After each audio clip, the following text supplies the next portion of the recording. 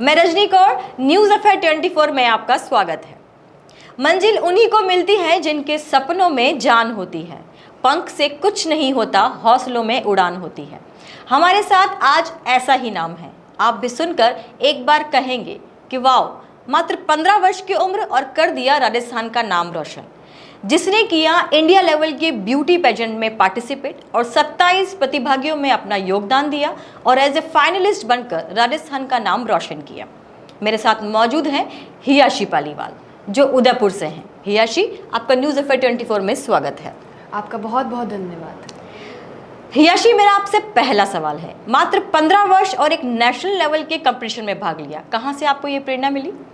देखिए, ये प्रेरणा मुझे बिल्कुल मेरे माता पिता से मिली। मेरी माता श्रीमती नेहा पालीवाल, जो मिस राजस्थान और मिस डेजर्ट इंडिया 2006 में रह चुके हैं, मात्र 18 साल में। और एक तरह से मेरे जो माता पिता है वो ये कुटियोर शोज़ और रनअवे शोज़ भी आयोजित करते हैं, लेकिन ये चाह मेरे दिल में एक तरह से बंध गई थी और मैं वो बताना नहीं चाहती थी। लेकिन मेरी नानी, जो श्रीमती अर्चना शर्मा, उन्होंने मुझे बहुत प्रेरित किया इस वक्त में, क्योंकि उन्होंने मुझे बोला कि जो भी आप करना चाहते हैं वो ज़रूर करें, क्योंकि पछतावा असफलता से बहुत ज़्यादा चुभता है। और अगर आप कुछ भी करें, लोग आपके बारे में बोलेंगे, तो इससे बढ़िया आप उनकी बातों को अनसुना कर जो भी आपका दिल चाहे, जो भी आपकी सोच है, उसे आगे बढ़ाएं। तो मुझे ये प्रेरणा मेरी नानी, मेरे माता पिता से ही मिली। बहुत बढ़िया जवाब रहा आपका।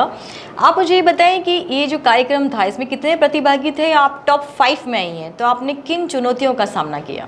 जी, मेरा कंपटीशन बाकी के प्रतिभागियों नहीं थे, बल्कि मेरी खुद की जो क्षमताएं थी कि मैं उनको कैसे प्रेरित लोगों को अपने बातों से, अपने कार्यों से कैसे प्रेरित करूं। अपने ही अंदर जैसे मेरे में पहले आत्मविश्वास की कमी थी एक तरह से, कि मुझे लगता था कि लोग मेरे बारे में क्या सोचेंगे, क्या मैं सही से कुछ कर पाऊंगी कि नहीं।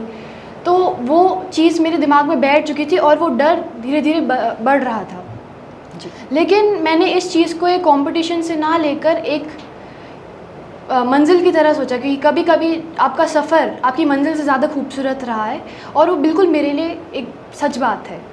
तो मेरे लिए ये जो भी जो मेरा सफ़र है मिस इंडिया का, यहाँ अभी से ले तक जो भी मैं पहुँची, टॉप 5 में पहुँची, तो उसमें मंजिल से ज़्यादा मेरा जो सफ़र है वो ज़्यादा खूबसूरत रहा है। जैसे मैंने वहाँ पे बहुत सारे दोस्त बनाए, कोई लखनऊ से था, कोई मुंबई से था, कोई गोवा से था, और उनसे मुझे सीखने का भी बहुत मिला। कुछ कंटेस्टेंट्स मुझसे छोटे थे 1-2 साल, बट वो मुझसे भी ज़्यादा कुछ चीज़ों में सक्षम थे, जैसे कथक में, भरतनाट्यम में, और आप बोल दें स्पोर्ट्स में भी। तो उनसे मुझे बहुत कुछ सीखने को मिला। तो वहाँ कितने प्रतिभागी थे और आप टॉप 5 में रही हैं? जी, वहाँ पर कुल 27 प्रतिभागी थे, और जी मैं टॉप 5 में रही। और वो एक बहुत ही, मैं बता नहीं सकती कि कैसा एक्सपीरियंस था, अनुभव था, बट वो मुझे अपनी ज़िंदगी भर हमेशा याद रहेगा।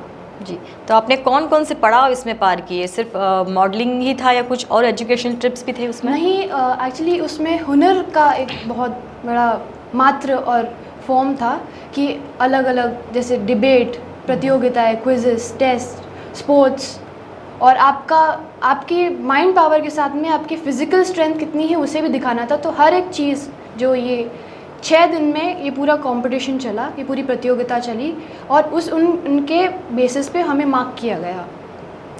आप मॉडलिंग फील्ड में ही अपना कैरियर बनाना चाहती हैं?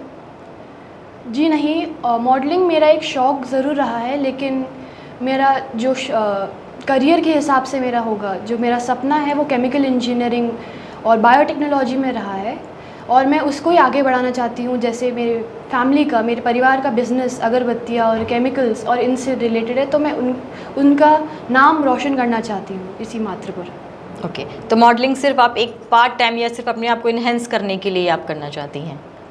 जी, ये एक हॉबी ज़रूर है, लेकिन ये उतनी ही महत्वपूर्ण है जितनी मेरी बायोटेक्नोलॉजी और मेरा करियर है, और मैं उन दोनों को बैलेंस करना चाहूँगी, बिल्कुल साथ में मैनेज, दोनों को साथ में लेकर आगे ज़िंदगी को बढ़ाना चाहूँगी। और आप ये कैसे मैनेज करेंगी दोनों चीज़ें? दोनों बहुत अलग अलग फैक्टर हैं। जी बिल्कुल, ये बहुत अलग अलग फैक्टर्स हैं, लेकिन ऐसा बोलते हैं कि हमेशा किसी भी सफ़र में सबसे ज़्यादा कठिन रहती है, और जब आप उस शुरुआत को पार कर जाते हैं तो आपका 50% काम तो ऑलरेडी हो जाता हो है। ही जाता है। बहुत ही बढ़िया।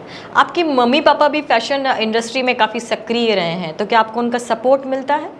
जी, ये बात एक्चुअली ये संबंधित नहीं है कि वो फैशन में है तो ही वो मेरा सपोर्ट करते। अगर वो डॉक्टर या इंजीनियर या दूसरी फील्ड में होते तो भी वो मेरा सपोर्ट करते, क्योंकि हर एक माँ और हर एक पिता चाहता है कि उसका बच्चा सफल बने और लोग उसे पसंद करें। तो मेरे हिसाब से हाँ, उन्होंने मुझे अपनी अपेक्षा से, अपने हार्डवर्क से ज़्यादा उन्होंने मुझे प्रेरित करा है और सपोर्ट करा है हर चीज़ में, चाहे मैं कोई भी निर्णय लूँ।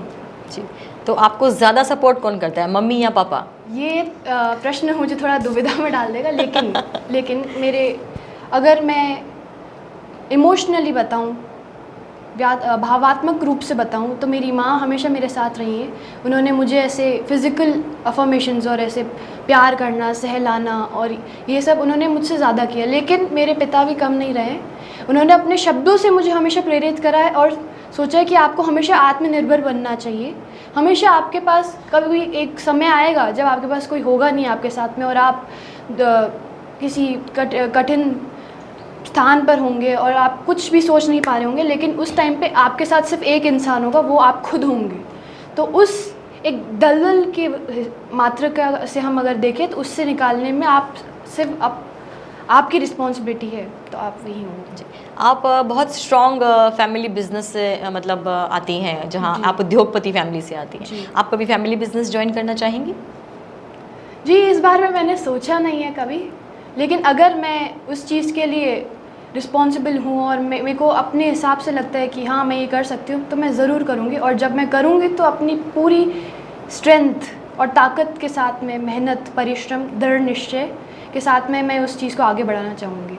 आप एक संयुक्त परिवार से आती हैं, तो आपका अपने परिवार में सबके साथ संबंध है वो कैसा है, और सबसे ज़्यादा करीब आप किसके हैं? जी, जैसे परिवार में सब अपनी माँ के साथ में ज़्यादा करीब होते हैं, क्योंकि अब इस उम्र में, जब मेरी 15 साल के वर्ष में उम्र में, आप हमेशा अपनी माँ में एक दोस्त ढूंढते हैं, तो उससे आप सारी अपनी बातें बता सकते हैं। जो भी आपके साथ में सिचुएशंस और जो भी चीज़ें हुई, घटनाएं हुई, वो आप अपनी माँ से शेयर कर सकते हैं। तो एक कभी कभी आप उनको एक दोस्त और एक सहायक के साथ में भी देखते हैं। तो मेरे हिसाब से मेरे लिए मेरी माँ ही है, और मेरा छोटा भाई रिहान, शायद वो देख रहा होगा ये शो, और ऑब्वियसली उसने मुझे परेशान बहुत करा है और अभी भी करते हैं। लेकिन जब भी मैं कोई दुविधा में हूँ या कोई कठिन स्थान पर हूँ, तो वो मुझे हमेशा, वो छोटा है लेकिन वो बहुत, उसका बड़प्पन मुझसे भी ज़्यादा है कुछ स्थानों पर, तो उस हिसाब से उसने मेरी बहुत सहायता की इन क्षेत्रों में। जी, आप अपनी माँ के काफ़ी करीब हैं। अगर आपको अपनी माँ के लिए कुछ स्पेशल करना हो लाइफ में, तो आप क्या करना चाहेंगी उनके लिए? स्पेशल मैं अपनी माँ के लिए ऐसा नहीं बोलूँगी कि एक ही चीज़ करनी चाहूँगी। बहुत सर, हर दिन, हर रोज़ जैसा वो मुझे चाहती है, मैं उससे ज़्यादा सफल बनूँ और उनका नाम रोशन करूँ। और मैं यही बताना चाहूँगी सब लोगों को कि आप जो हैं अपनी पेरेंट्स और अपने माता पिता की वजह से ही हैं, क्योंकि उनकी परवरिश की वजह से आपको ये संस्कार मिले हैं, और उन संस्कारों को आपको इस पूरे समाज को दिखाना है कि हाँ, आप एक अच्छे इंसान भी हैं और एक अच्छे छात्र बच्चे या कुछ भी, एक समाज में आप कुछ ना कुछ योगदान दें और इस समाज का नाम रोशन करें उच्च स्तर पर। जी, आज से 10 साल बाद हियाशी पालीवाल अपने आप को कहाँ देखना चाहती है? आज से 10 साल बाद मैं अपने आप को और ज़्यादा कॉन्फिडेंट देखना चाहूँगी। अब करियर वाइज मैं सोचूं कि अपने आप को एक सफल साइंटिस्ट और एक पार्ट टाइम मॉडल के हिसाब से भी सोचना चाहूँगी, और मल्टीपल बिजनेसेस के साथ में, जिसमें मैंने बोला कि एम्प्लॉयमेंट और जितने भी लोग हैं जो, तो उनकी सहायता करना चाहूँगी जितने मैं कर सकती हूँ अपने क्षेत्र में। आप अपने समकक्ष के बच्चों को, मतलब आपके एज ग्रुप के बच्चों को कोई स्पेशल मैसेज देना चाहेंगी?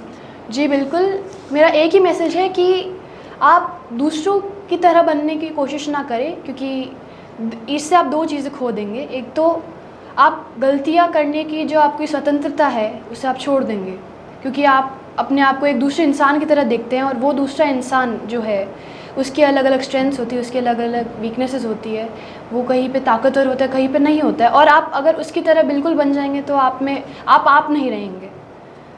दूसरा यही है कि आप वो स्वतंत्रता भी खोल देंगे कि आप ये ना बोल पाएंगे कि मुझे नहीं पता, मैं सीखना चाहता हूँ। तो आप आई थिंक सो कि ये चीज़ भी आप खो देंगे। तो मैं यही बोलना चाहूँगी कि अपने आप को ना खोएं, और जो भी इंटरनेट और सोशल मीडिया प्लेटफॉर्म्स पे दिखाते हैं ये हमेशा सच नहीं होता है, और इसी मात्रा के हिसाब से आप आगे बढ़े। और इस उम्र में आप दूसरी चीज़ों को इग्नोर कर, उनको ना देख कर आप अपने करियर पर, अपने जो जितनी भी चीज़ें आप सीख सकते हैं उन्हें सीखें, और आगे जाकर वही जो आपको वो ज्ञान है वो काम आएगा। जो शब्द मैंने पहले थोड़ी देर पर कहे थे कि वाओ, ये शब्द बिल्कुल सटीक बहते हैं हियाशी के ऊपर, क्योंकि उनकी जो अपनी एक समझ है अपने माता पिता के प्रति, जो उनकी रेस्पेक्ट है, सामाजिक व्यवस्थाओं में जो उनकी एक सोच है, पढ़ाई को लेकर जिस तरह की उनकी सोच है, युवा पीढ़ी को जैसा उन्होंने मैसेज दिया है। हमारे बच्चे जो होते हैं वो हमारा आईना होते हैं। इससे ये पता लगता है कि इनके घर के परिवार में जो संस्कारों की पकड़ है वो कितनी मजबूत है। हियाशी, आपसे बात करके बहुत अच्छा लगा, और मेरी आपके लिए विशेष शुभकामनाएं, और मैं चाहूँगी कि आप ज़िंदगी में जो बनना चाहती वो बने और अपने परिवार का नाम रोशन करें। धन्यवाद हमारे स्टूडियो में आने के लिए। नमस्कार। धन्यवाद।